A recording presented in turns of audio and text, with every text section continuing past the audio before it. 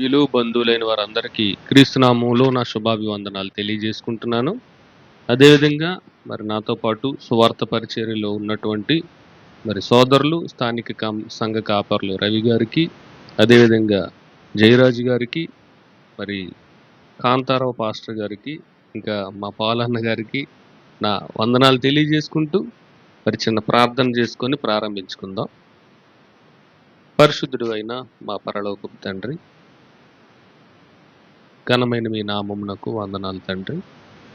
తండ్రి, మీ పిల్లలకు కొద్ది మాటలు తెలియచేయుటకు వారి ఎదుట నిలవబడి ఉండగా వారికి అవసరమగు జ్ఞానాన్ని అందించమని వేడుకుంటూ, వింటున్న ప్రతి ఒక్కరూ మీ మాటల పట్ల నిర్లక్ష్యంతో ఉండక చెప్తున్న ప్రతి మాటను వారు విని గ్రహించి దాని ప్రకారంగా వారు జీవించగలుగుటకు సహాయాన్ని దయచేయమని వేడుకుంటూ ఈ ప్రార్థన యేసుక్రీస్తు వారి అమూల్యమైన నామములో అడిగి వేడుకొంచున్నాం తండ్రి, ఆమేన్. ప్రియమైన దేవుని వారలారా, మరి నూతన గృహము నిర్మాణం, దాని యొక్క ప్రవేశం, ఈరోజు నివాసం లేదా ఇల్లు ప్రతి ఒక్కరికి కూడా చాలా ముఖ్యమైనది, అవసరమైనది అండి. ఇల్లు లేకుండా జీవించడం అనేది చాలా కష్టం. ఈ ప్రకృతిలో 84 లక్షల జీవరాశులుంటే ప్రతి జీవరాశికి కూడా ఖచ్చితంగా నివాసం అనేది అవి ఏర్పాటు చేసుకుంటాయి. మరి ఈ భూమి మీద అతి చిన్న జీవి ఏదని చెప్పుకుంటామండి? చీమ. అంత చిన్న చీమకు కూడా ఇల్లు అవసరం, నివాసం అవసరం. అందుకే పుట్టలు పెట్టుకుంటాయండి, చీమల పుట్టలు. మరి ఆ పుట్టలు ఎంతవరకు ఉంటాయంటే చాలా హైట్, భూమి లోపలికి. వర్షం వచ్చినా, ఎండొచ్చినా, చలికాలమైనా ఏ విధమైన ఇబ్బంది ఉండకూడదని నేలను ప్రాకే చిన్న చీమ, అది చాలా అల్పమైనది. అలాంటి అల్పమైన చీమకు కూడా ఈరోజు నివాసం అవసరం. అందుకే అవి పుట్టలు నిర్మించుకొని వాటిల్లో అవి జీవనం సాగిస్తూ ఉంటాయండి. అలాగే ఆకాశాన్ని ఎగిరే పక్షులు చూడండి, కొన్ని వేల రకాల పక్షులు. ప్రతి పక్షికి కూడా నివాసం అవసరమని ఆ పక్షులు గూళ్ళు నిర్మించుకుంటాయండి. పక్షి గూళ్ళు. అక్కడక్కడ చిన్న చిన్న పుల్లలు, వైరు ముక్కలు లాంటివి, ఇలాంటివన్నీ ఏరుకొని తీసుకొచ్చి ఒక చక్కటి అవి నివాసం ఉండడానికి, అనుకూలంగా ఉండడానికి, గుడ్లు పెట్టడానికి, వాటి పిల్లల్ని పొదిగి పోషించుకోవడానికి మరి చక్కటి గూడు ప్రతి పక్షి కూడా, అది కాక, రామచిలక, లేదంటే పావురమ, లేదంటే గ్రద్ద, అన్ని రకాల పక్షులు కూడా వాటికి నివాసాలు ఏర్పాటు చేసుకుంటున్నాయి. అలాగే సముద్రంలో చేపలు కానివ్వండి, వివిధ రకాల జంతువులు కానివ్వండి, క్రూర మృగాలు కానివ్వండి, ప్రతిదీ కూడా నివాసం ఏర్పాటు చేసుకొని ఆ నివాసంలో బ్రతుకుతూ ఉంటాయి చచ్చిపోయినంత వరకు. అడవికి రాజైన సింహానికి కూడా నివాసం ఉంటది కదండి. గుహలు ఏర్పాటు చేసుకుంటాయి. కొండ గుహలలో వాటికి ఎక్కడైతే అనుకూలంగా ఉంటుందో అక్కడ నివాసం ఏర్పాటు చేసుకుంటుంది సింహరాజు కూడా. ఇలా చిన్న ప్రాణి మొదలుకొని పెద్ద పెద్ద క్రూర మృగాల వరకు, ఆకాశంలో ఎగిరే పక్షులు మొదలుకొని సముద్రంలో ఈదే చేపల వరకు, ప్రతి దానికి, నేలను ప్రాకే పురుగుల వరకు, ప్రతి దానికి కూడా నివాసం అవసరమని అవి నివాసాలు, ఇల్లులు నిర్మించుకొని వాటిలో జీవనం గడపడం అనేది ఈరోజు ఈ ప్రకృతిలో మనం చూస్తూ ఉన్నాం. ఏ భాష, జ్ఞానము, తెలివితేటలు, వివేకము లేని ఈ జీవరాశులకి నివాసం అవసరమైతే, మరి మనిషి జ్ఞానవంతుడు, సాక్షాత్తు దేవుని కుమారుడు. మరి ఆ దేవుని కుమారుని గురించి బైబిల్‌లో ఏం రాయబడిందో మనం ఒకసారి చదవగలిగితే, యాకోబు పత్రిక మొదటి అధ్యాయం, యాకోబు రాసిన పత్రిక మొదటి అధ్యాయం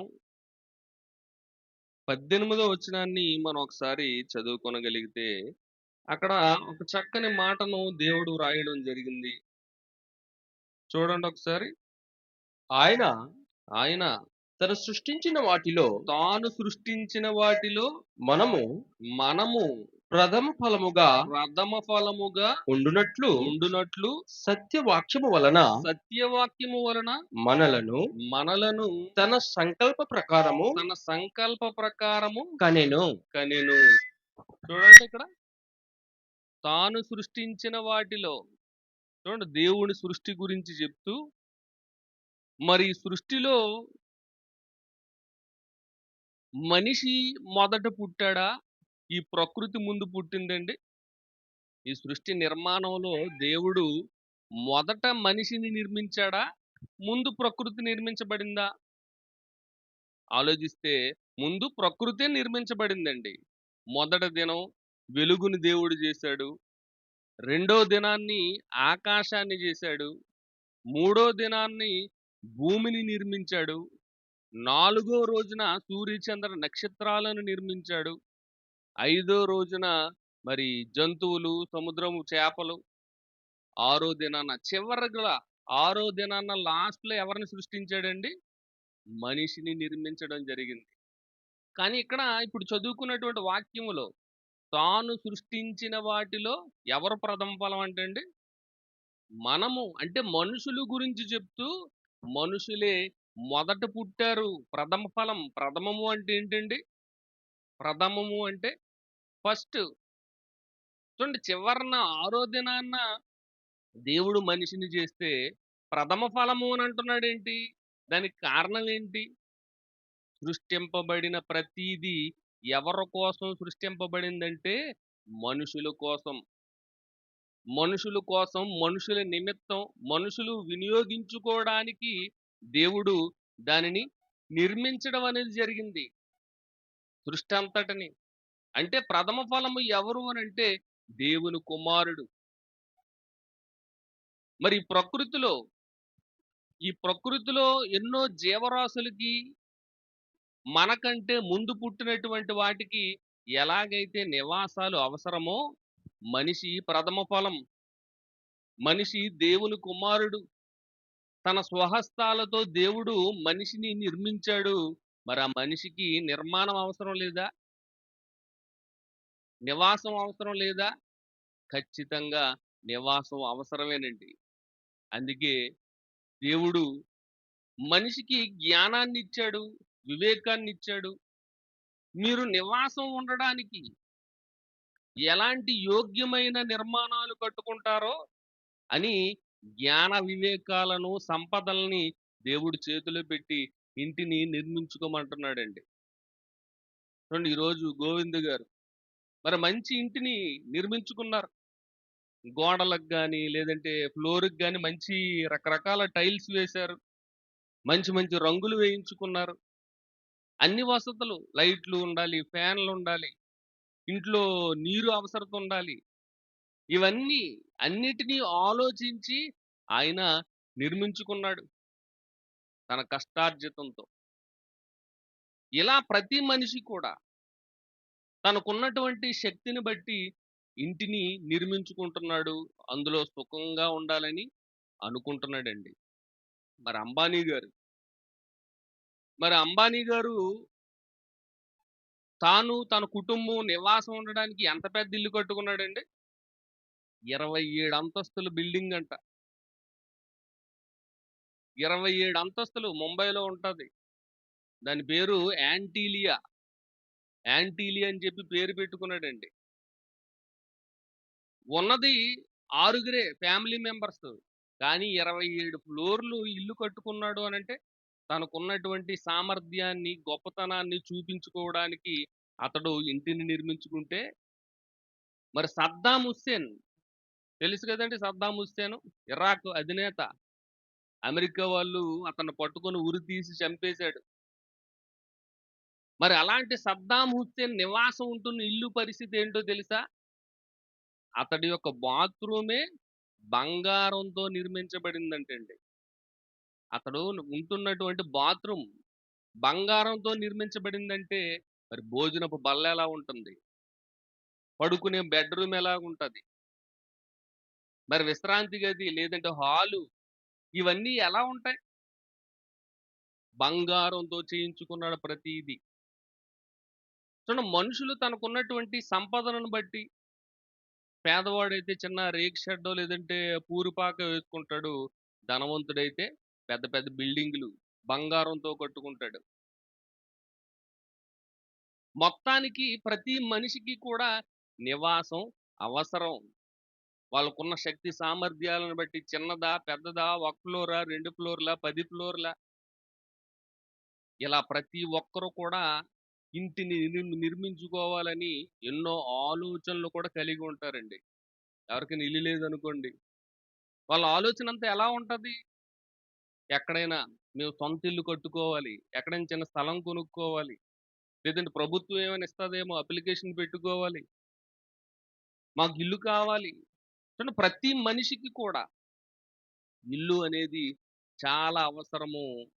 ఆ ఇంటిని నిర్మించుకోవడానికి ఎన్నో కలలు కంటుంటాడు.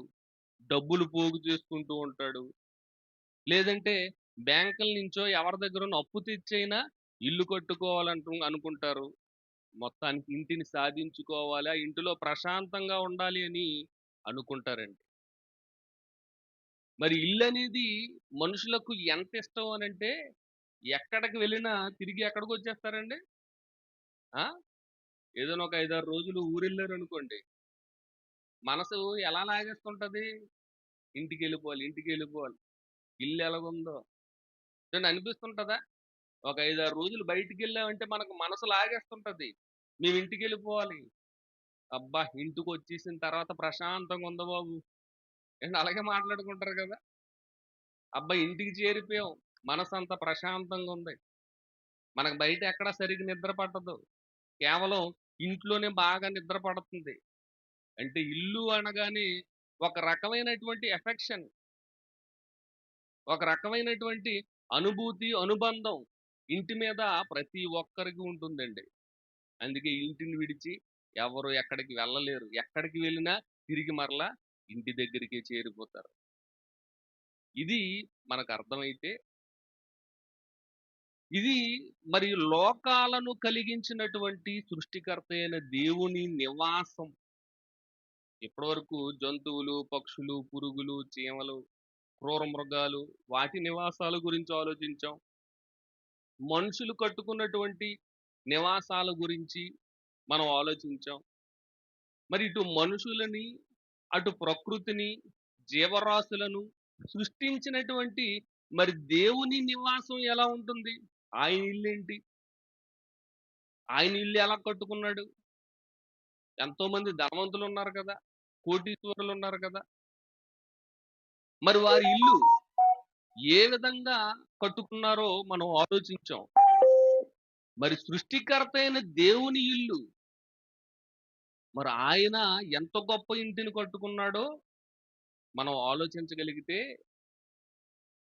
మరి ఈ భూమి మీద లేదా ప్రపంచవ్యాప్తంగా ఎంత గొప్ప కోటీశ్వరులు, ధనవంతులు ఉన్నా వాళ్ళందరికంటే గొప్పవారు ఎవరండి? అందరికంటే గొప్పవారు ఎవరు? చెప్పండి. అందరికంటే గొప్పవారు ఎవరండి? సృష్టికర్త అయిన దేవుడు. ఆయన పేరేం పేరు? మోషే గారిని మరి దేవుడు ఇశ్రాయేలీయుల దగ్గరికి పంపించినప్పుడు ఐగుప్తు ఫరో చక్రవర్తితో మాట్లాడమన్నప్పుడు వారు నీ పేరు ఏమని అడిగితే నేనేం చెప్పాలి అని మోషే గారు అడిగితే దేవుడు ఏ పేరు చెప్పమన్నాడండి? ఏ పేరు చెప్పమన్నాడు? ఆ నేను ఉన్నవాడను, నేను ఉన్నవాడను. ఉన్నవాడు అంటే ఏంటండి? ఏం ఉన్నవాడు? ఏం ఉన్నవాడండి? ఎవరైనా బాగా ధనవంతులు ఉన్నారనుకోండి, ఆళ్ళని ఏమని అంటుంటారు? ఆళ్ళు బాగా ఉన్నోళ్ళండి. ఆళ్ళు ఉన్నవాళ్ళు. చూడండి, ఉన్నవాళ్ళంటే అన్నీ ఉన్నవాళ్ళు. ఏది తక్కువ లేని వాళ్ళు. మరి సృష్టికర్త అయిన దేవుడికి ఉన్నవాడు అని పేరు పెట్టారు అనంటే, ఆయన తన పేరుని నేను ఉన్నవాడును అని అన్నాడు అనంటే, ఆయనకి ఏమీ తక్కువ లేదండి. అన్నీ ఉన్నాయి. ఐశ్వర్యం ఉంది. ఆస్తుపాస్తులున్నాయి. శక్తి సామర్థ్యాలున్నాయి. బలం ఉంది. మహిమ ఉంది. ఇలాంటి ఎన్నెన్నో శక్తి సామర్థ్యాలు, లక్షణాలు కలిగినటువంటి వాడు సృష్టికర్త అయినటువంటి దేవుడు. మన సృష్టికర్త అయినటువంటి దేవుడు తనకంటూ ఇల్లు కావాలి అని అనుకుంటే ఆయన ఎలాంటిది నిర్మించుకుంటాడు? ఏ విధమైన ఇంటిని నిర్మించుకుంటాడు? చాలా ఉన్నతమైనది, చాలా గొప్పది నిర్మించుకుంటాడండి. మరి ఆయన ఉన్న ఇల్లు ఏంటి? ఆయన తన కోసం కట్టుకున్న ఇల్లేంటో మనం బైబిల్ గ్రంథంలో చూడగలిగితే, అపోస్తలుడైన పౌలు గారు కొరింథీయులకు రాసిన రెండో పత్రిక, అపోస్తలుడైన పౌలు గారు కొరింథీయులకు రాసిన రెండో పత్రిక 6వ అధ్యాయము 16వ వచనం నుంచి మనం చదువుకుందామండి. దేవుని ఆలయమునకు విగ్రహములతో ఏమి పొందిక? దేవుని ఆలయమునకు విగ్రహములతో ఏమి పొందిక? మనము జీవము గల దేవుని ఆలయమై ఉన్నాం. మనము జీవము గల దేవుని ఆలయమై ఉన్నాము. అందుకు దేవుడు ఇలాగూ సెలవిచ్చుచున్నాడు, అందుకు దేవుడు ఎలాగూ సెలవిచ్చుచున్నాడు. నేను వారిలో నివసించి నేను వారిలో నివసించి సంచరింతును. నేను వారి దేవుడి నేను వారికి దేవుడినయుందును. నేను వారికి దేవుడయుందును. నేను వారికి దేవుడినయుందును. వారు నా ప్రజలయుందురు. వారు నా ప్రజలయుందురు. కావున మీరు చాలండి. ఇక్కడ ఎవరు జీవము గల దేవుని ఆలయం అంటున్నారండి? జీవము గల దేవుని ఆలయం ఎవరంట?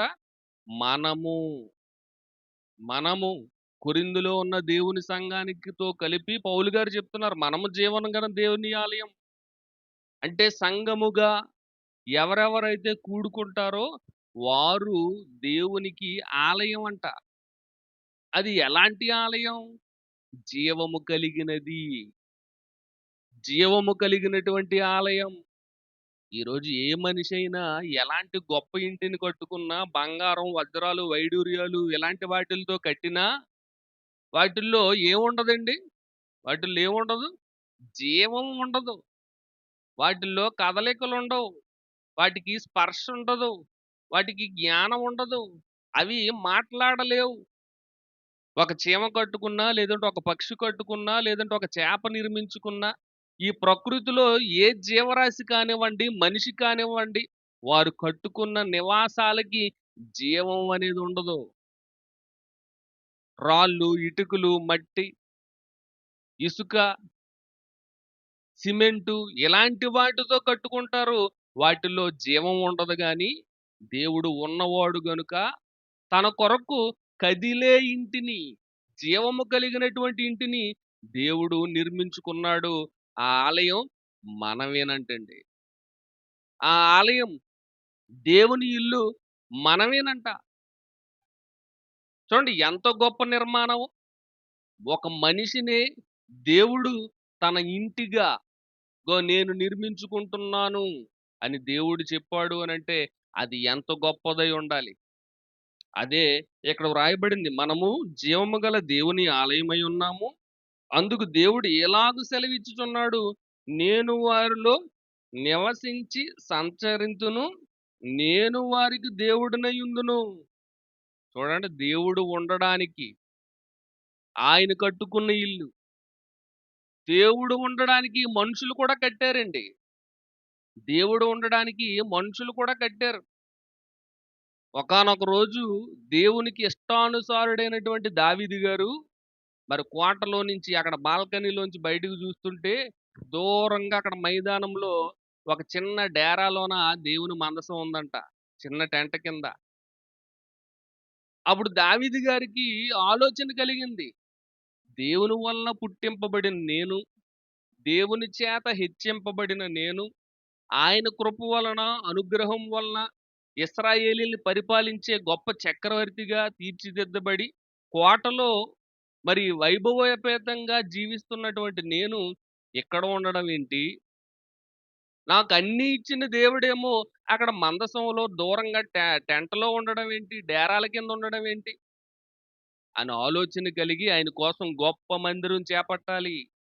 గొప్ప నిర్మాణాన్ని చేపట్టాలి అని బంగారు దేవాలయాన్ని తన కుమారుడైన సొలొమోను గారి ద్వారా నిర్మించడం అనేది జరిగింది. బంగారు దేవాలయం. అందులో ఉన్నాడండి దేవుడు. ఆయన దేవాలయం కట్టాలనుకున్నప్పుడు దేవుడు దావీదు గారితో చెప్పినటువంటి మాట ఏంటంటే, ఆయన దావీదు గారితో ఏం చెప్పాడో ఒకసారి చూద్దాం. అపోస్తల కార్యములు 7వ అధ్యాయం. దావీదు గారితో ఏ మాట పలికారో మనం అయితే ఒకసారి చూడగలిగితే, అయితే సొలొమోను ఆయన కొరకు మందిరము కట్టించెను. 7వ అధ్యాయం 47 నుంచి చదువుకుందండి. అయితే సొలొమోను ఆయన కొరకు మందిరం కట్టించెను. అయినను అయినను ఆకాశము నా సింహాసనము, ఆకాశము నా సింహాసనము, భూమి నా పాదపీఠము. భూమి నా పాదపీఠము. మీరు నా మీరు నా నా కొరకు కొరకు ఎలాంటి ఎలాంటి మందిరము మందిరము కట్టుదురు? కట్టుదురు? ఈ నా విశ్రాంతి స్థలం ఏది? నా విశ్రాంతి స్థలం ఏది? ఇవన్నీయు ఇవన్నీయు నా హస్తకృతములు కావా నా హస్తకృతములు కావా అని ప్రభు అని చెప్పుచున్నాడు ప్రభువు చెప్పుచున్నాడు. అని ప్రవక్త పలికిన ప్రకారము అని ప్రవక్త పలికిన ప్రకారము సర్వోన్నతుడు సర్వోన్నతుడు హస్తకృతములలో హస్తకృత ఆలయములలో హస్తకృతాలయములలో నివసింపడు. నివసింపడు. చూడండి ఇక్కడ దేవుడు నివాసం ఉండాలని సొలొమోను గారు బంగారు దేవాలయాన్ని కట్టిస్తే దేవుడు ఏమంటున్నాడండి? ఆకాశమేమో దేవుని సింహాసనం అంట, భూమి ఏమో పాదపీఠం అంట. భూమి అంతా కలిపితే ఆయన పాదం పెట్టుకున్న పీఠం. దేవుడేమో కూర్చున్నటువంటి సింహాసనం ఏంటి అని అంటే ఆకాశం. కూర్చునే సింహాసనం ఆకాశం అయితే, కాళ్ళు పెట్టుకున్న పీఠం మరి దేవుని యొక్క మరి భూమి అయితే, ఆయన పాదం పెట్టుకున్న ప్రదేశం భూమి అయితే, మరి ఆయనకి మందిరం ఏం సరిపోద్దండి? ఇలాంటి మందిరాలు ఏం సరిపోతాయి? అంత గొప్ప ఆకారం దేవునికుందని దేవుడు ఇక్కడ వివరిస్తున్నాడు. ఆకాశం అంత విశాలమైనది నా ఆకారం. ఆ ఆకాశంలో ఈ భూమి ఏమాత్రం చెప్పండి? ఒక చిన్న ఇసుక రేణువులాగా కూడా ఉండదు. ఈ ఆకాశంతో పోలిస్తే భూమి ఒక చిన్న ఇసుక రేణువంత కూడా ఉండదు. అలాంటి దాని మీద ఈ భూగోళంలో నివాసం ఉంటున్న మనిషి దేవుని కోసం మందిరం కడితే అందులో దేవుడు ఉంటాడా? ఉండలేడు. ఆకారం చాలా పెద్దది. మరి దేవుడు ఎక్కడ ఉంటానంటున్నాడండి? దేవుడు ఎక్కడుంటానంటున్నాడు? ఇప్పుడు చదువుకున్నాం కదా! ఎవరు దేవుడు జీవము గల దేవుని ఆలయం అంట? మనమే జీవము గల దేవుని ఆలయం అంట. మనలో నివసించి సంచరిస్తానంటున్నాడట. నివసించడమే కాకుండా ఇంకేం చేస్తానంటున్నాడండి? సంచరించడం. సంచరించడం అంటే ఏంటండి?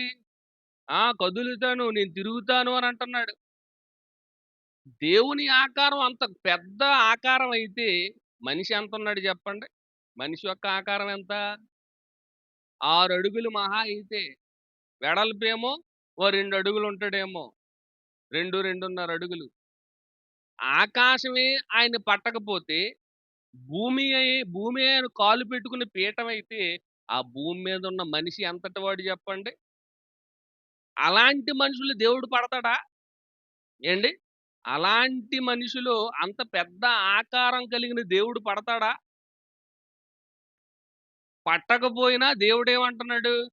నేను మీలోనే ఉంటాను. మీలోనే నివసిస్తాను. అలా నివసించడం ఇరుకిరుగ్గా కాకుండా అందులో తిరుగుతాను, సంచరిస్తాను అని అంటున్నాడు అనంటే దేవునికున్నటువంటి కెపాసిటీ చూడండి.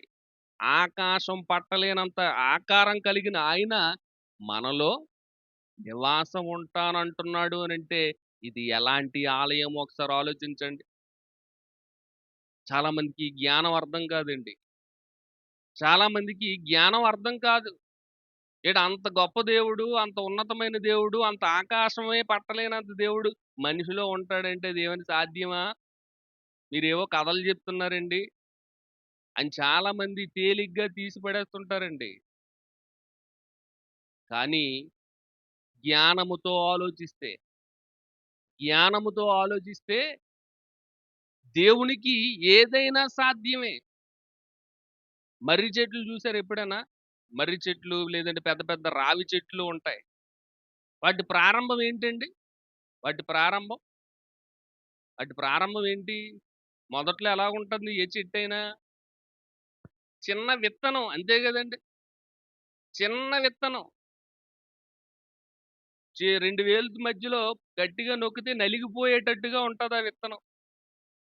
ఆ విత్తనంలో ఏముంది? ఆ విత్తనంలో ఏముందండి? మహావృక్షం ఉంది. చాలా పెద్ద వృక్షం ఉంది. ఒకొక్క 10 అంతస్తుల బిల్డింగ్ అంతా ఎత్తు కలిగినటువంటి వృక్షాలు, విశాలమైనటువంటి కొమ్మలు, ఆకులు కలిగినటువంటి వృక్షం, మహావృక్షం. 1000 సంవత్సరాలు జీవించగలిగే వృక్షం ఎందులో ఉంది? పెద్ద ఆకారం కలిగినటువంటి వృక్షం ఎందులో ఉందండి? చిన్న విత్తనంలో ఉంది. ఇది జ్ఞానంతో ఆలోచిస్తే దేవుని ఆకారం ఏంటంట? దేవుని ఆకారం ఏంటి? ఆకాశమంతా, ఆకాశం నా సింహాసనము, భూమి నా పాదపీఠం. ఇంత గొప్ప ఆకారం కలిగినటువంటి దేవుడు మనిషిలో ఉండడం సాధ్యం కాదా? ఆలోచించండి. పెద్ద మహావృక్షమే చిన్న విత్తనంలో ఉంది కదా! ఆ విత్తనంలో నుంచే కదా మహావృక్షం రోజు రోజుకి పెరిగి బయటకొచ్చింది. భూమిలో పడి, కుళ్ళిపోయి, చిన్న మొలకొచ్చి, కిందన వేర్లొచ్చి, అవన్నీ ఎందులోంచొచ్చాయి? ఆ విత్తనంలో నుంచే. అందులో నుంచే వచ్చాయి బయటికి. ఆ మొక్కే చెట్టుగా మారుతుంది. ఆ చెట్టే పెరిగి పెద్దదై మహావృక్షంగా మారుతుంది. ఇదంతా ఎక్కడుంది అనంటే చిన్న విత్తనంలో. ఇంత పెద్ద చెట్టు ఆ చిన్న విత్తనంలో ఎలా పట్టింది? ఇది మనకర్థమైతే ఆకాశమంతున్నటువంటి దేవుడు కూడా 6 అడుగుల మనిషి చిన్నవాడు. ఇందులో కూడా దేవుడు పట్టడం సాధ్యమే. అంతే గదండీ! అందుకే దేవుడు అంటున్నాడు, నేను వారిలో నివసించి సంచరింతును. దేవుడు ఉన్నవాడు. ఆయనకున్నటువంటి మరి శక్తి సామర్థ్యాలు ఎన్నో ఆశ్చర్య కార్యక్రమాలను జరిగించగలదు. అంత గొప్ప శక్తి సంపన్నుడు దేవుడు. అందుకే మనమే జీవము గల దేవుని ఆలయం అని అంటున్నాడు. ఇంకా బైబిల్‌లో చూడగలిగితే హెబ్రీ పత్రిక 3 అధ్యాయము 3 వచనం నుంచి ఒకసారి జ్ఞాపకం చేసుకుందామండి. హెబ్రీ పత్రిక 3 అధ్యాయము 3 వచనం.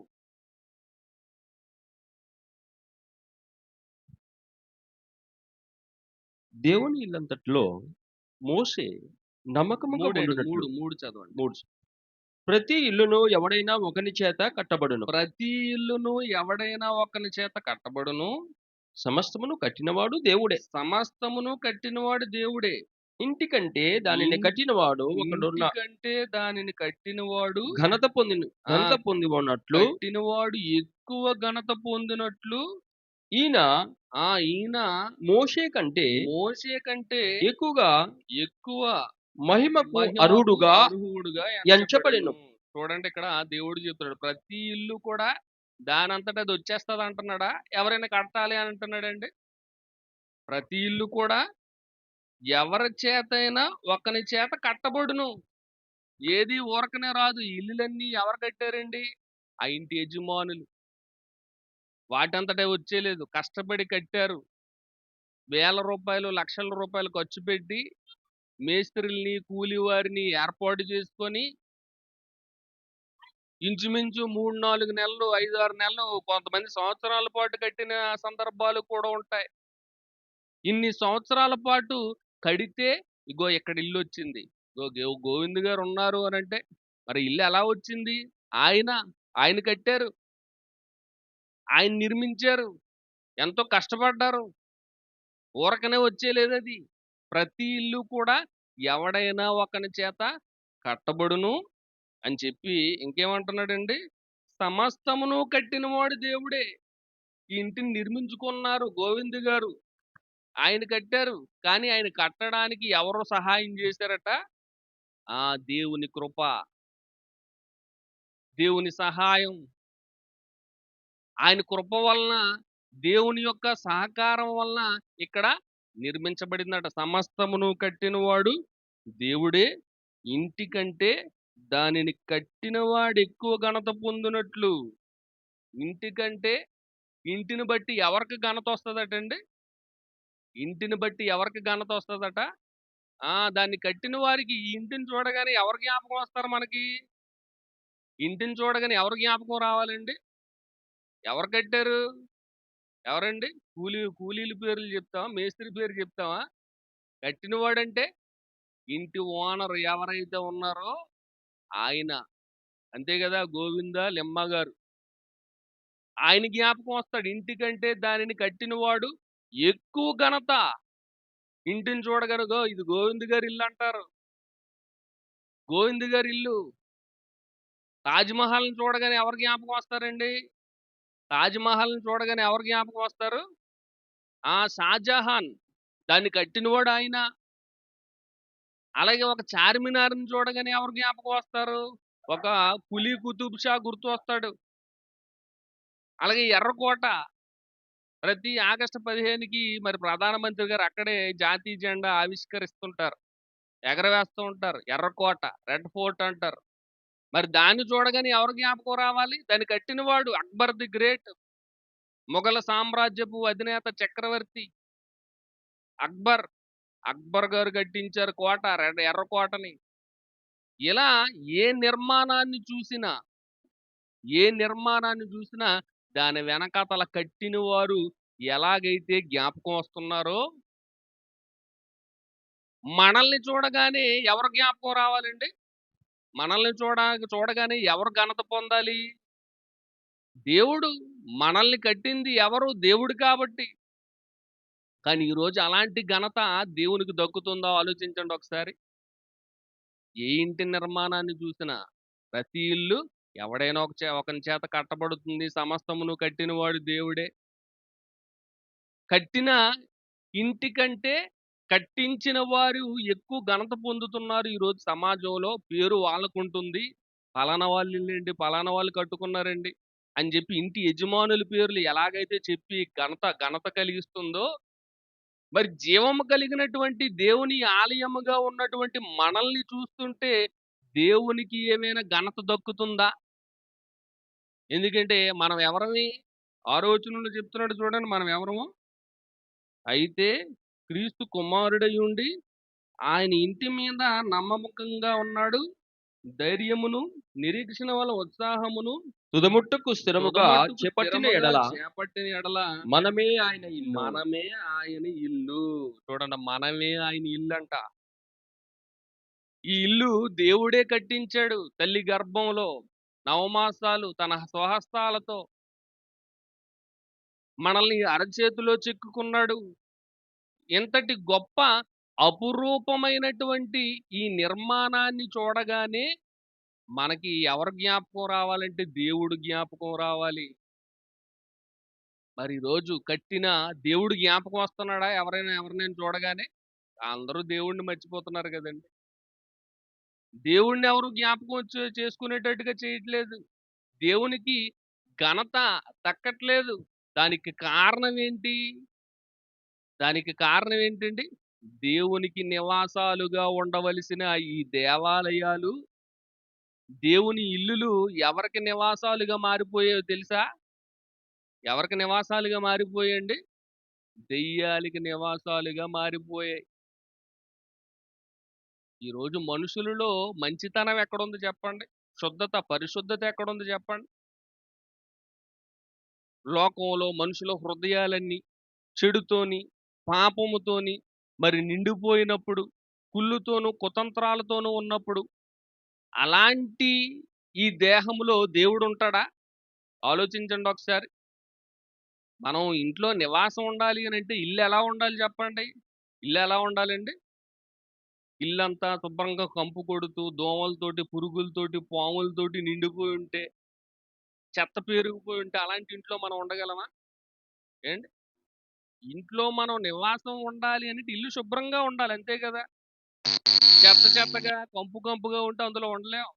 బయటకు వచ్చేస్తాం, బాబు నేను ఈ ఇంట్లో ఉండలేకపోతున్నాను, అంతా కంపే, అన్ని పురుగులే, ఎటు చూసినా దోమలే తిరుగుతున్నాయి, ఇల్లంతా చెత్త చెత్తగా ఉంది, పాములు తిరుగుతున్నాయి, ఇలాంటి ఇంటిలో నేను ఉండను అని చెప్పి బయటకు వచ్చేస్తారు కదా.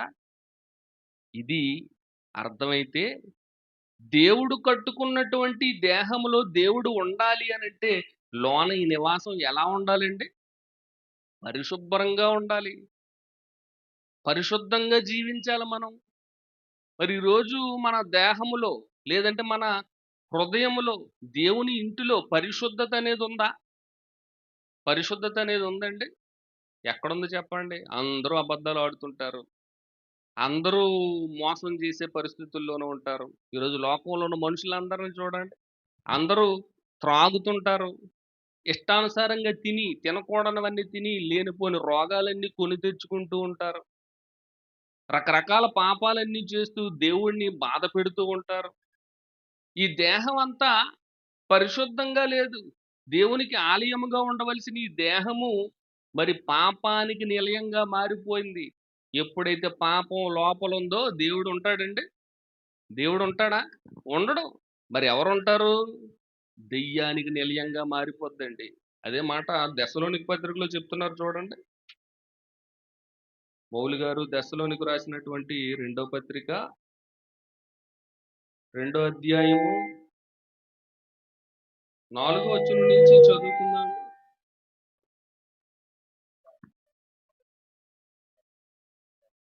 రెండో అధ్యాయము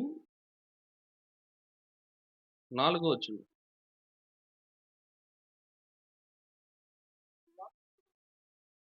ఏది దేవుడనబడునో, ఏది పూజింపబడునో దానినంతటిని ఎదిరించుచు దానంతటికి పైగా వాడు తను తానే హెచ్చించుకొనుచు తాను దేవుడునని తన్ను కనపరుచుకొనుచు దేవుని ఆలయములో కూర్చుండును గనుక ఏ విధముగానైనను ఎవడును మిమ్మను మోసపరచనీయకుడి. చూడండి ఎవరి గురించి చెప్తున్నాడు ఈ మాటలు? ఎవరు కూర్చుంటారటండి? అపవాది గురించి చెప్తున్నాడండి, భ్రష్టుడి గురించి చెప్తున్నాడు. వాడు ఏం చేస్తాడట? నేనే దేవుడిని అని చెప్పుకుంటాడట. ఏది పూజింపబడునో, పూజింపదగిన వారు ఎవరండి? పూజింపదగిన వారు దేవుడే కదండి, ఇంకెవరున్నారు? ఏది దేవుడు అనబడునో, ఏది పూజింపబడునో దానిని అంతటిని ఎదిరిస్తూ దాని అంతటికి పైగా వాడు తను తాను హెచ్చించుకుంటాడట. నేనే దేవుడినని కనుపరుచుకొని ఎక్కడ కూర్చుంటాడటండి? దేవుని ఆలయములో కూర్చుండును. దెయ్యం వచ్చి దేవుని ఆలయంలో కూర్చుంటాడట. మరి దేవుని ఆలయం ఏది? దేవుని ఆలయం ఏదండి? చెప్పండి, దేవుని ఆలయం ఏది అండి? ఇప్పటివరకు ఏం వినలేదా మీరు? ఎవరు స్పందించట్లేదు. దేవుని ఆలయం ఏది? దేవుని ఇల్లేది? మనమే కదా. మరి దేవుని ఇంటిలో దేవుడు ఉండకుండా ఎవరు ఎవరు వచ్చేస్తున్నారట? దేవుని ఆలయంలో ఎవరు కూర్చుంటున్నారట? దెయ్యం వచ్చి కూర్చుంటుందంట. చూడండి ఎంత ఘోరం. మన ఇంట్లో ఎవరైనా వేరే వాళ్ళు ఎవరైనా వచ్చి కూర్చుంటూ ఊరుకుంటామా? ఇవాళ గృహప్రవేశం అయింది గోవింద్ గారి ఇల్లు. ఆ ఇంట్లో ఆయన ఉండకుండా వేరే ఎవరెవరో వెళ్ళిపోయి ఉండిపోతున్నారు అనుకోండి, ఆయన చూసి ఊరుకోగలరండి? మీరెవరు నా ఇంట్లో ఉండడానికి? ఇది నా ఇల్లు, నేను కష్టపడి సంపాదించింది, కష్టపడి కట్టింది, రాత్రింపగళ్ళు దీని మీద ఎంతో ఖర్చు పెట్టాను ఈ ఇంటి నిర్మాణం కోసం అని ఎంత బాధపడతారో ఇప్పుడు దేవుని పరిస్థితి కూడా అంతే బాధతో ఉన్నాడండి. మరి దేవుని ఇంటిలో దేవుడు ఉండాలి అని అంటే ఆ ఆలయాన్ని ఎలా ఉంచాలండి? పరిశుభ్రంగా ఉంచాలి. ఒక సందర్భంలో యేసుక్రీస్తు వారు దేవాలయంలోకి వచ్చినప్పుడు ఆ దేవాలయం అంతా దేంతో నిండిపోయిందో తెలుసా? చూద్దాం ఒకసారి యోహాను సువార్త 2వ అధ్యాయం. యోహాను సువార్త 2వ అధ్యాయం 13వ వచనం నుంచి చదువుకుందాం. యూదుల పండుగ చదవండి. యూదుల పస్కా పండుగ సమీపింపగా యేసు యెరూషలేమునకు వెళ్ళి దేవాలయములో దేవాలయములో ఎడ్లును గొర్రెలును పావురముల అమ్మువారును రోకలు మార్చువారును కూర్చుండుట చూచి. దేవాలయంలో ఏమున్నాయంటండి? దేవాలయంలో ఎడ్లు ఉండడం ఏంటండి? ఏంటండి ఇది ఆశ్చర్యం? దేవుడు ఉండవలసిన ఆలయంలో పశువులు ఉండడం ఏంటి? దేవుని ఆలయంలో ప్రజలు ఉండాలి, వాక్యాన్ని బోధించే ఒక దైవజనుడు ఉండాలి, లేదంటే అప్పుడు కాబట్టి యాజకులు ఉండాలి, బలిపీఠాలు ఉండాలి, ఇశ్రాయేలీయుల ప్రజలు ఉండాలి, దేవుని వాక్యాలు వినడానికి కూర్చునే ప్రజలు మీలాగా. అది దేవుని ఆలయం అనబడుతుంది. ఈరోజు ఏ చర్చిలోనైనా చూడండి, పశువులు గొర్రెలు పావురాలు ఉంటాయండి? ఏంటి? ఏ చర్చిలో చూసినా పశువులు ఉంటాయా? ఎడ్లు గొర్రెలు ఏమైనా ఉంటాయా? రానివ్వరు వాటిని. ఎందుకంటే ఇది దేవుని మందిరం అని భావిస్తున్నాం కాబట్టి, ఇక్కడ దేవుని ప్రజలు వచ్చి వాక్యం వినాలని మనం భావిస్తాం కాబట్టి అలాంటి వాటిల్లో వాటిని పెట్టం. కానీ అక్కడ మొదటి శతాబ్దంలో వాళ్ళు ఏం చేస్తున్నారటండి? యేసు పస్కా పండుగ సమీపముగా ఉన్నప్పుడు యేసు యెరూషలేమునకు వెళ్ళి దేవాలయంలో ఎడ్లను గొర్రెలను పావురంలో అమ్మువారును రోకలు మార్చువారును కూర్చుండుట చూచి త్రాళ్లతో కొరడాలు చేసి గొర్రెలను ఎడ్లనన్నిటినీ దేవాలయంలో నుండి తోలివేసి రోకలు మార్చేవారు రోకలు చల్లివేసి వారి బల్లలు పడద్రోసి పావురములు అమ్మువారితో వీటిని ఇక్కడి నుండి తీసుకొని పోండి, నా తండ్రి ఇల్లు వ్యాపార పిల్లుగా చేయుగడని చెప్పాను. ఆయన శిష్యులు నీ ఇంటిని గూర్చిన ఆసక్తి నన్ను భక్షించునని వ్రాయబడి ఉన్నట్టు జ్ఞాపకం చేసుకొనిరి. చూడండి, దేవాలయములో చేయకూడని కార్యక్రమాలు వ్యాపార పిల్లుగా మార్చేశారట. దేవుని ఇంటిని వ్యాపార పిల్లుగా మార్చిస్తే యేసుక్రీస్తు వారు వచ్చి ఏం చేశారండి? యేసుక్రీస్తు వారు వచ్చి ఏం చేశారు? వాటినన్నిటిని త్రాళ్లతో కొరడాలు చేసి వాటినన్ని బయటికి తోలేశారట. అన్నిటినీ బయటికి పంపించేశారు. ఇది నా దేవుని ఇల్లు అంటే చెడు. మనం మనుషుల దీన్ని దేని గురించి చెప్పాను అనంటే, ఆ దేవాలయంలో ఉన్నటువంటి చెత్త వ్యాపారం పోవడానికి ఎవరు రావాల్సి వచ్చిందండి? ఎవరు రావాల్సి వచ్చింది? ఆ చెప్పండి అమ్మా. అమ్మా, లోన ఉన్నవారు కొంచెం నిశ్శబ్దంగా మాట్లాడండి. ఇంట్లో ఉన్నవాళ్ళు అమ్మా అమ్మా దయచేసి నిశ్శబ్దం. నెమ్మదిగా మాట్లాడండి అమ్మా, దేవుని కార్యక్రమం జరుగుతుంది కదా. చూడండి, దేవాలయం పూర్తిగా పశువులతోను గొర్రెలతోటి నిండిపోతే ఎవరు వచ్చి శుభ్రం చేశారండి? ఎవరు రావాల్సి వచ్చింది? యేసుక్రీస్తు వారు రావాల్సి వచ్చింది. మరి ఇప్పుడు మన హృదయంలో చెత్త చెదారం పాపం క్రోధం అసూయలు ఇవన్నీ కుళ్ళంతా మన హృదయంలో నిండిపోయింది. మరి దీన్ని క్లీన్ చేయాలంటే ఎవరు అవసరం? ఎవరు అవసరం అండి? దీన్ని క్లీన్ చేయాలంటే ఎవరు రావాలి? యేసుక్రీస్తు వారే రావాలి. అప్పుడు త్రాళ్లతో కొరడాలు చేసి వాటిని అన్నిటిని పంపించేసి దేవాలయాన్ని శుద్ధి చేశారు. ఆయన దేవాలయాన్ని శుభ్రపరిచారు. మరి మనలో ఉన్నటువంటి కుళ్ళు అది పోయి చెడుతనాన్ని విడిచిపెట్టి పాపాన్ని విడిచిపెట్టి దీన్ని పరిశుద్ధంగా చెయ్యాలి అని అంటే ఈరోజు ఏం అవసరం? ఈరోజు ఏం అవసరం ఉందండి? వాక్యము రూపములో ఉన్నటువంటి యేసుక్రీస్తు వారు అవసరం. అంతే కదండి. వాక్యం ఎప్పుడైతే మన హృదయంలోకి వెళ్ళిందో మన హృదయం అంతా లోన ఉన్నటువంటి చెడుతనం అంతా పోయి పశ్చాత్తాపం కలిగి ఈ పాపాన్ని విడిచిపెట్టి మనల్ని మనం పవిత్రులుగా చేసుకోగలుగుతున్నాం. మనం చేసిన పాపాలన్నిటినీ దేవుని దగ్గర మొరపెట్టుకొని క్షమించమని వేడుకొని ప్రభువు రక్తం ద్వారా మనల్ని మనం పరిశుద్ధపరుచుకొని ఈ ఇంటిని ఎల్లప్పుడూ వాక్యంతో ఉదక స్నానం చెయ్యాలి. చూడండి, వాక్యముతో ఉదక స్నానం శుభ్రం అవ్వాలి అని అంటే మనం ఎలాగైతే రోజు స్నానం చేసుకుంటామో మన మనస్సులు మన హృదయాలు పరిశుద్ధంగా ఉండాలి అంటే వాక్యముతో ఉదక స్నానము, వాక్యం అనే నీటితో మనం శుద్ధి చేసుకోవాలి. అలా చెయ్యాలి అంటే రోజు మనం ఏం చేయాలండి? వాక్యం వినాలి, వాక్యాన్ని చదువుకోవాలి. అప్పుడే కదండి మన మనసులు పవిత్రంగా మారుతాయి. మనలో ఉన్నటువంటి చెడుతనం అంతా దూరంగా పోతుంది. కానీ ఈరోజు ఎంతమంది దేవుడు నివాసం ఉండడానికి అన్నిటినీ సిద్ధం చేస్తున్నారు, ఈ కుళ్ళుని చెడుని అంతటిని తీసివేసి. ఎవరైనా దైవజనులు మన ఇంటికి వస్తున్నారు అని తెలిసిందనుకోండి, ఏం చేస్తారు? ఎవరైనా దైవజనులు వస్తున్నారు, ఇక్కడ ఏదో సువార్త చేస్తున్నారట, మరి ఆయన మన ఇంట్లో ఉంటారంట అని తెలియగానే మీరు ఏం చేస్తారు?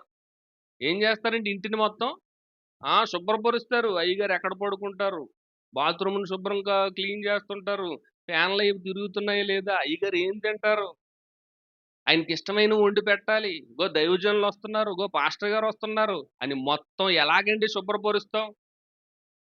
మరి ఈరోజు ఒక దైవజనుడిని ఇంటికి వస్తున్నారని చెప్పి అన్నిటిని శుభ్రం చేసి రెడీగా ఉంచుతున్నామే, మరి దేవుడు మనలో నివాసం ఉంటానంటున్నాడు కదా.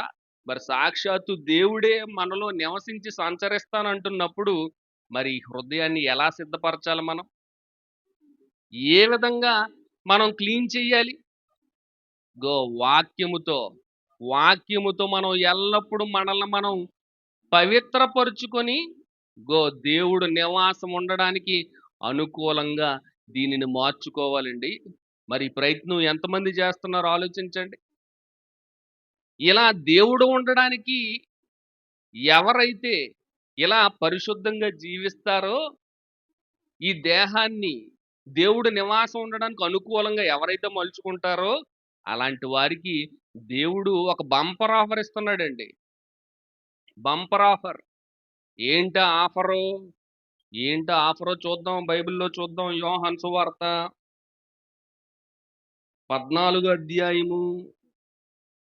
యోహాను సువార్త 14వ అధ్యాయం 2వ వచనం.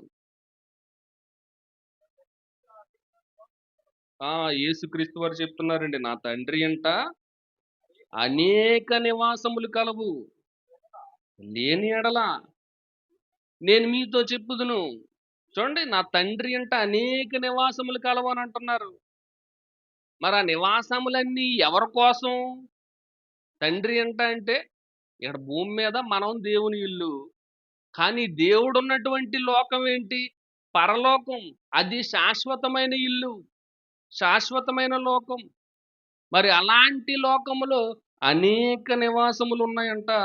లేని ఎడల మీతో చెప్పుదును, మీకు స్థలము సిద్ధపరచ వెళ్ళుచున్నాను.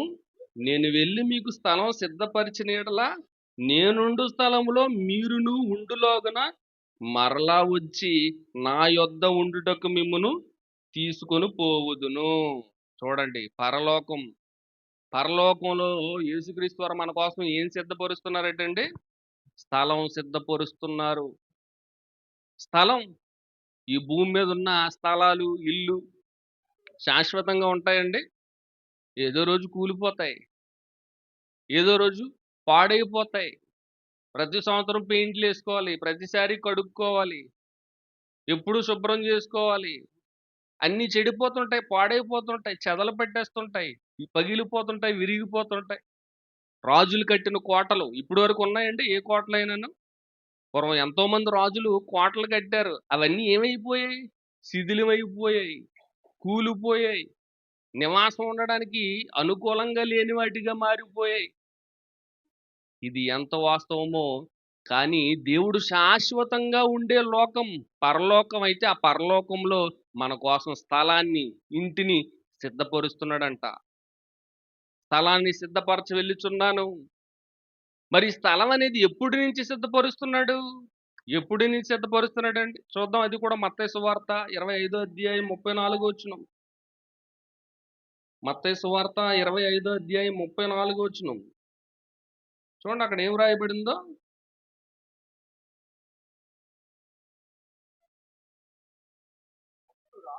అప్పుడు రాజు తన కుడి వైపున ఉన్నవారిని చూచి, నా తండ్రి చేత ఆశీర్వదించబడిన వారులారా రండి, లోకము పుట్టినది మొదలుకొని మీ కొరకు సిద్ధపరచబడిన రాజ్యమును స్వతంత్రించుకొనిడి. చూడండి, ఎప్పుడు నుంచి సిద్ధపరుస్తున్నాడని చెప్తున్నాడండి? లోకం పుట్టినది మొదలుకొని, ఈ సృష్టి కలిగించిన నాటి నుంచే దేవుడు అక్కడ ఏం స్టార్ట్ చేశాడు? మనమందరం తిరిగి వస్తామని, అక్కడ నివాసం ఉండడానికి ఇంటిని, స్థలాన్ని సిద్ధపరచాలని అప్పుడు నుంచి కూడా దేవుడు సిద్ధపరుస్తున్నాడేటండి.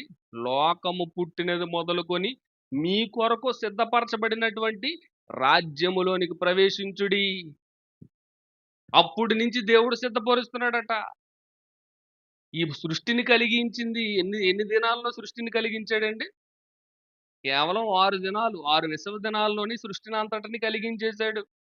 కానీ మనం ఉండే లోకం, మనం ఉండే నివాసం, ఉండవలసిన స్థలం అది ఎప్పటి నుంచి కడుతున్నాడటండి? లోకం పుట్టినది మొదలుకొని నేటి వరకు నిర్మాణపు పనులు జరుగుతూనే ఉన్నాయి.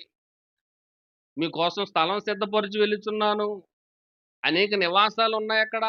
ఎవరెవరిని ఎక్కడ ఉంచాలో నేను వాటిని సిద్ధపరచడానికి వెళ్తున్నాను అని యేసుక్రీస్తు వారు అంటున్నారు అని అంటే, మరి ఆ లోకంలో మనకు నివాసం ఉందా?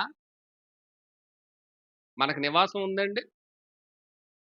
ఉండాలి అని అంటే ముందు మనం ఏం చేయాలి? అక్కడ మనకు నివాసం కావాలి అని అంటే భూమి మీద దేవునికి మనం నివాసంగా ఉండాలి అంతే. భూమి మీద దేవునికి మనం నివాసంగా ఉంటే పరలోకంలో దేవుడు మనకి నివాసాన్ని ఏర్పాటు చేస్తాడు. మరి ఆ నివాసం ఎలా ఉండబోతుంది? తెలుసుకోవాలి కదండి. మనం వెళ్ళిన లోకం, ఆ లోకంలో నివాసం దేవుడు మన కోసం ఎలాంటి ఇంటిని సిద్ధపరుస్తున్నాడో మనం తెలుసుకోవాలి. ఈరోజు చాలా మంది సెలబ్రిటీలు ఉంటారు కదండి. సినిమా హీరోలు గాని, హీరోయిన్లు గాని, వాళ్ళ ఇంట్ల దగ్గరికి చాలా మంది టీవీ యాంకర్లు, యూట్యూబ్ ఛానల్ వాళ్ళు కానివ్వండి, లేదంటే సినిమా న్యూస్ ఛానల్ వాళ్ళు కానివ్వండి, వెళ్ళి హోమ్ టూర్‌లని చేస్తుంటారండి. హోమ్ టూర్ ఎప్పుడైనా చూసారా? ఓ చిరంజీవి గారి ఇల్లు ఎలా ఉంటది? లేదంటే పలానా సినిమా యాక్టర్ రష్మిక మందాన ఇల్లు ఎలా ఉంటది? లేదంటే శ్రీదేవి గారి ఇల్లు ఎలా ఉంటది? ఆ ఇంటిలోకి వెళ్ళి ఆళ్ళ బంగళా, ఆళ్ళ బెడ్‌రూమ్ ఎలా ఉంటుంది? ఆళ్ళ వంటగది ఎలా ఉంటది? ఆళ్ళ బాత్రూమ్ ఎలా ఉంటది? ఆళ్ళు ఏ టైల్స్ చేశారు? ఎలాంటి డోర్లు? ఫారెన్ నుంచి, విదేశాల నుంచి ఎలాంటి వస్తువులు తెచ్చి ఇంట్లో పెట్టి అలంకరించుకున్నారు? ఆళ్ళ కార్‌లేంటి? ఆళ్ళ బళ్ళేంటి? ఇవన్నీ హోమ్ టూర్‌లని చెప్పి అందరు హీరోలువి, అందరి హీరోయిన్‌లవి ఇంట్లకెళ్ళి సెలబ్రిటీల దగ్గరికి వెళ్ళి ఆళ్ళ ఇంటిని షూట్ చేసి చూపిస్తుంటారు. వీడియోలు పెడుతుంటారు. యూట్యూబ్ ఛానెల్‌లో మీరెప్పుడు చూసారో లేదో. పలానా అల్లు అర్జున్ గారి ఇల్లు ఎలా ఉందో, ప్రభాస్ గారి ఇల్లు ఎలా ఉందో చూడండి చూపిస్తాం అని చెప్పి అందరికి చూపిస్తుంటారు. ఈరోజు మనం ఎవరు హోమ్ టూర్‌కొచ్చామండి ఇప్పుడు? ఎవరు హోమ్ టూర్‌కొచ్చాం? ఆ! గోవింద్ గారి ఇంటి దగ్గరికి ఆయన చూపిస్తున్నారు మనకి ఇల్లంతా. ఇగో ఇది హాల్ అండి, ఇది బెడ్‌రూమ్ అండి, ఇది రెండో బెడ్‌రూమ్ అండి, అది కిచెన్ అండి. ఇక్కడ మొత్తం అన్ని రూమ్‌లకి రిబ్బన్‌లేసారండి. దైవజనులు కట్ చేయడానికి ఇబ్బంది పడ్డారు. చూడండి ప్రారంభంలో ఎవరైనా ఫ్రంట్ ఓపెనింగ్ చేస్తుంటారు. ఇక్కడ ప్రతి రూమ్‌కి ఓపెనింగ్ జరిగింది. అందరు దైవజనులు ఓపెన్ చేశారు. అందరు దైవజనులు ప్రార్థన చేశారు. హోమ్ టూర్ ప్రతి గది కూడా వచ్చి చూడాలి. అందరూ దైవజనులు చూడాలి. సంఘ సభ్యులు చూడాలి. నా ఇంటిని చూసి మెచ్చుకోవాలి. ఇల్లు కట్టిన వాడికి ఎక్కువ ఘనత బైబిల్‌లో రాయబడింది కదా! అలాగా ఘనత నాకు దక్కాలి అని ఆయన ఆలోచించి ఈ ఇంటిని నిర్మించారు. హోమ్ టూర్ చూపించారు మనకి. సెలబ్రిటీలు హోమ్ టూర్ చూపిస్తుంటారు యూట్యూబుల్లో మనకి. మరి దేవుని యొక్క హోమ్ టూర్ పరలోకం ఎలా ఉండబోతుంది? చనిపోయిన తర్వాత మనం ఆ లోకానికి వెళ్తాం కదా! మన కోసం స్థలాలని, ఇంటిని దేవుడు నిర్మిస్తానంటున్నాడు కదా! ఆ నిర్మాణం ఎలా ఉంది? మనం తెలుసుకోవాలి కదండీ! మనం ఉండబోయే లోకం గురించి, మనం ఉండబోయే ఇంటి గురించి, మన కోసం సిద్ధపరచబడిన స్థలం గురించి మనం తెలుసుకోవాలి. మరి తెలుసుకునే ప్రయత్నంలో అది ఎలా ఉండబోతుందో చివరగా ఆ మాటలు చదివి ముగించేసుకుందాం. ప్రకటన గ్రంథం 21 అధ్యాయం. ప్రకటన గ్రంథం 21 అధ్యాయము 18 వచనం. ఆ! ఆ పట్టణపు ప్రాకారం ఇదిగోండి మనం వెళ్ళబోయే పునాదులు గల పట్టణం. అబ్రహాము గారు ఎదురు చూసారు గదండీ! అబ్రహాము గారు నేను స్వదేశానికి వెళ్ళబోతున్నాను. పునాదులు గల పట్టణం చూడబోతున్నాను. అక్కడికి వెళ్ళబోతున్నాను. ఆ పట్టణం కోసం ఎదురు చూసాడు గదా! ఆ పునాదులు కలిగిన పట్టణం ఎలా ఉండబోతుందో చెప్తున్నాడండి పరలోకపు పట్టణం. ఆ పట్టణపు ప్రాకారము సూర్యకాంతములతో కట్టబడిను. చూడండి, పట్టణపు ప్రాకారం. ప్రాకారం అంటే కాంపౌండ్ వాల్, ఇంటి చుట్టూ ఉంటది కదండి. దాన్ని దేంతో కట్టారటండి? సూర్యకాంతం అంటే ఒక ప్రత్యేకమైన రాయి. చాలా మంది ఉంగరాలకు పెట్టుకుంటారు, నవరత్నాలు అంటారు. ఆ నవరత్నాల్లో ఒకటే ఈ సూర్యకాంతము. అలాంటి విలువైన స్టోన్‌తో దేవుడు ఏం చేశాడటండి, ఆ పట్టణపు ప్రాకారాన్ని కట్టించాడట. ఇంకా ఆ పట్టణము స్వచ్ఛమగు స్ఫటికముతో సమానమైన శుద్ధ సువర్ణముగా ఉంది. పట్టణం అంతా ఎలా ఉందటండి? సిటీ మొత్తం స్వచ్ఛమైన స్ఫటికముతో సమానమైన శుద్ధమైన సువర్ణముగా ఉన్నది. శుద్ధమైన సువర్ణం అంటే బంగారం. స్ఫటికం అంటే స్ఫటికములాగా ఉండేది డైమండ్స్, అంతే కదండి. శుద్ధమైన స్ఫటికము వలె ఉన్నదంటే వజ్రాలతో పోల్చబడింది. శుద్ధమైన సువర్ణం అంటే బంగారం. ఆ పట్టణం అంతా వాటితోటి నిండిపోయిందంట, వజ్రాలతోని బంగారంతోను. ఇంకా ఆ పట్టణపు ప్రాకారపు పునాదులు అమూల్యమైన నానావిధ రత్నములతో అలంకరించబడి ఉండేను. చూడండి, పట్టణపు పునాదులు వేస్తారు కదండి. ఆ పునాదులను కూడా నానా వివిధ రకాలైన అమూల్యమైన రత్నాలతో పొదిగించాడట. వాటితో నిర్మించాడంట. ఇంకా చదవండి. మొదటి పునాది చాలండి. ఇక్కడ పునాదులు ఎన్నెన్ని వజ్రాలతోటి, వైడూర్యాలతోటి, ఏ రాళ్ళతోటి చేయించాడు చెప్తూ 21వ వచనంలో ఏమంటున్నాడు చూడండి. దాని 12 గుమ్మములు, 12 ముత్యములు, ఒక్కొక్క గుమ్మము ఒక్కొక్క ముత్యముతో కట్టబడి ఉన్నది. పట్టణపు రాజవీధి శుద్ధ సువర్ణమయమై స్వచ్ఛమైన స్ఫటికమును పోలి ఉన్నది. చూడండి, ఆ పట్టణపు వీధి, రాజవీధి ఎలా ఉందటండి? బంగారంతో వేయబడిన రోడ్లంట. మనం సిమెంట్తో వేసుకుంటాం, లేదంటే మట్టితో వేస్తారు, లేదంటే తారుతో వేస్తుంటారు కదండి రోడ్లు. కానీ అక్కడ పరలోకములో ఉన్నటువంటి వీధులు ఎలా ఉంటాయటండి? బంగారముతో చేయబడాయంట ఆ రాజవీధులన్నీ. ఇంకేమంటున్నాడు చదవండి నెక్స్ట్. దానిలో ఏ దేవాలయము నాకు కనబడలేదు. సర్వాధికారి అయిన దేవుడును, ప్రభువును, గొర్రెపిల్లయు దానికి దేవాలయమై ఉన్నారు. చూడండి, మనం వెళ్ళబోయే లోకం, దేవుడు మన కోసం సిద్ధపరుస్తున్నటువంటి ఇల్లు, యేసుక్రీస్తు వారు మన కోసం సిద్ధపరుస్తున్నటువంటి స్థలం ఎంత గొప్పగా ఉందండి. ఆయన ఉన్నవాడు గనుక అంత ఉన్నతంగా దాన్ని నిర్మించాడు. అలాంటి ఇల్లు మనకు కావాలా వద్దా? అలాంటి ఇల్లు మనకు కావాలి. ఈ భూమి మీద 60-70 సంవత్సరాలు జీవిస్తున్నప్పుడే మాకు ఏదో ఒక ఇల్లు కావాలని ప్రయాసపడి, ఎంతో కష్టపడి, డబ్బులు పోగు చేసుకొని, బ్యాంకు లోన్లు తీసుకొని, అప్పు చేసుకొని కట్టుకుంటున్నాం కదా. మరి నిత్యము ఉండే పరలోకం కోసం మనం ఏం ప్రయత్నం చేస్తున్నాం? ఏమైనా పోగు చేసుకుంటున్నావా? ఏమైనా దాస్తున్నావా ఆ ఇల్లు కోసం? ఆ ఇల్లు మనకు దక్కాలి అని అంటే భూమి మీద ఉన్నటువంటి దేహములో దేవుడు ఉండడానికి అనుకూలంగా పరిశుద్ధంగా జీవిస్తే అప్పుడు దేవుడు మనకి అక్కడ నివాసం ఏర్పాటు చేస్తాడు. శాశ్వతమైన నివాసం అది.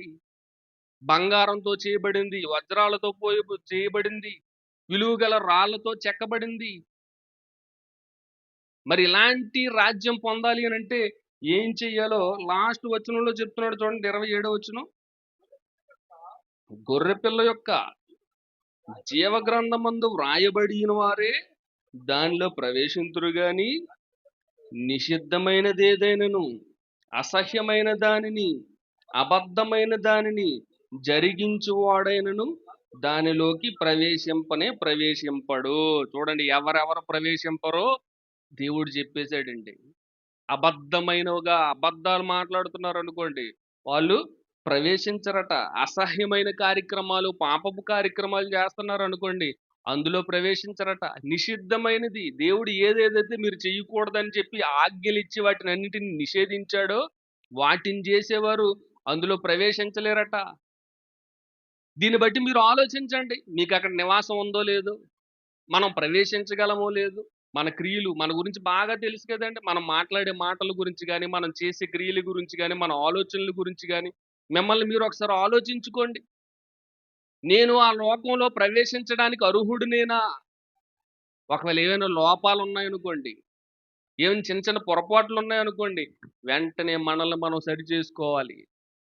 వాక్యముతో ఉదక స్నానం చేసి దేవాలయమని, దేవుని ఆలయమని ఈ దేహాన్ని ఎప్పటికప్పుడు శుద్ధి చేసుకోవాలి. మనలో పాపం లేకుండా ఉండడానికి జీవించాలి. తోటి వారిని ద్వేషించడం, అబద్ధాలాడటం, మోసం చేయడం ఇలాంటివన్నీ మానేసుకోవాలి. ప్రేమ కలిగి, జాలి కలిగి జీవించిన నాడే మనం పరలోక పట్టణములో దేవునితో పాటు నివాసం చేయగలిగే గొప్ప భాగ్యాన్ని మనం పొందుకోగలం. కాబట్టి ఆ ఇల్లు కావాలా వద్దా అందరికి? ఏంటి ఆ ఇల్లు కావాలా వద్దా? ఆ ఇల్లు కావాలంటే భూమి మీద దేవుడు ఉండడానికి నివాసంగా ఈ దేహాన్ని మలుచుకోవాలి. కాబట్టి చెప్పబడిన మాటలన్నీ మీకు అర్థమయ్యాయి అనుకుంటున్నాను. మరి దేవునితో పాటు మనం అంతా కలిసి జీవించాలని, పరిశుద్ధంగా మనం ఉండాలని మిమ్మల్ని అందరిని కోరుతూ నా మాటలు ముగిస్తున్నాను. అందరికీ వందనాలు.